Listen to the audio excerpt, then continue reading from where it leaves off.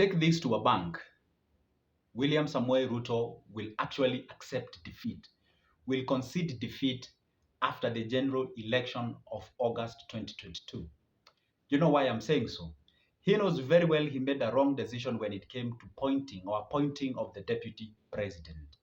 Based on the speech of the Kithure Kindiki, out of the 30 people who were voting for the deputy president of the William Ruto, 24 of them sided with Kithure Kindiki, but only six voted for Rigathi Gachagua. But at the end of the day, who carried the day is Rigathi Gachagua. And that's why there was sort of a tiff between the Ruto and the Kindiki. So Ruto knows very well he made a mistake when it came to appointing the running mate in this general year's election. And what does that tell you?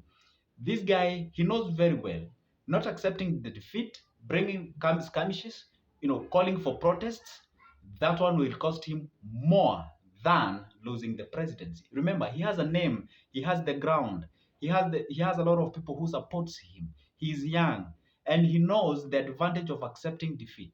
A lot of people believe Ruto is hooligan. They believe that Ruto cannot accept defeat. The people believe that Ruto is sort of a tyrant. So they know very well. This guy, and he knows a lot of cameras on top of his shoulder. Remember, him and Uhuru Kenyatta, they had what we call a criminal case in ICJ, or rather the ICC. So what does that tell you? Him not accepting defeat will actually tarnish his name than will make it for his name. So what does that mean? He will accept defeat, but that will be the beginning of campaigning of 2027.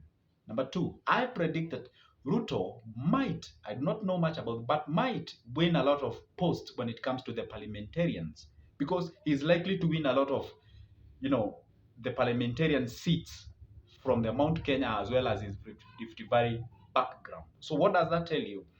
He will accept defeat, yes, but he will make sure that at least he disturbs the government of the day. He will make sure that whoever wins this post, whoever wins the presidency, will have a very, very tough time running the government. He knows that. And he might try to go and look for what we call another handshake. That's why I can predict we might have another handshake. Because you know why? If you eliminate the Raila's factor in this election, Raila is the guy to beat. So what does that tell you? If he can benefit from the friendship, the handshake of Raila Odinga and himself, that means we're going to disrupt the marriage between the Kikuyus and the Luos. And you know what that means? That will turn for his advantage. That is exactly what he's going to look for.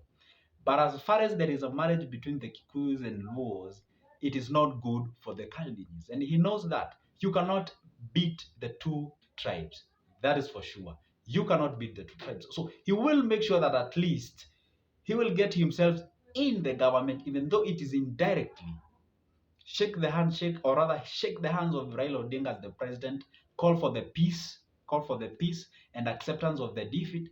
And from that time, he will make sure come 2027, the Kikuyus and Luos doesn't speak the same language. And that one will turn to be the benefit of his side. That is exactly what he will do. If you look at the speech that he gave in Safari Park during the national prayer, he actually said for himself that he's ready to accept the defeat if defeated. There was no conditions. He just said, if I get defeat, or if I will be defeated, I will accept the defeat. And I can predict that guy is exactly what he will do. He will concede defeat. He will congratulate his brother. At the same time, he will try as much as he can to show what we call the statesmanship. He will look for the hand of the Raila Odinga as the president, shake his hand, because he knows by shaking his hand, that is exactly what can make him win. That is the only way. If you can disrupt the marriage between the Luos and Kikuyus, then that makes him on a better position winning the government. But I can tell you this for sure. The Luos and the Kikuyus knows exactly that. So they will try as much as they can to make sure that that handshake does not exist. That's the point. Because if that handshake happens, then the marriage will be disrupted and that will be the genesis of a tiff between the Luos and Kikuyu, and that might shift to the benefit of Ruto. I always say, Ruto is a very cunning guy, he's a very wise guy, and he knows how to play with his cards. Obviously, he cannot accept as of now and say, oh, I made a wrong decision. I think I need to reappoint another guy as my running mate or something of sort. That will portray him as a not sure guy. Well, of course, people can even nickname him another watermelon. So he's gonna stick with the decision he made as his running mate. The guy gonna ruin him, but two people, the Rigathi and the Ruto, might likely not be in the same basket when it comes to 2027. That's my prediction, and only time can tell. What's your view? I know you're thinking of something. I know you got your own perception as far as this election is concerned. Put it down below. But what I call for most is for peace in this country. Remember, whoever wins, whoever carries the day, a common Kenya will still remain to be common Kenya, and no one comes here for your rescue.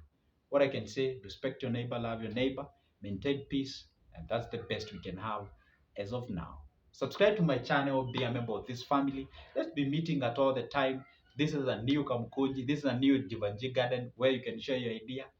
Tell me what you think. Sometimes you don't have to agree with me. You can object, suggest, and I do believe just like an iron sharpens another iron, so do we learn from each other. See you in the next one.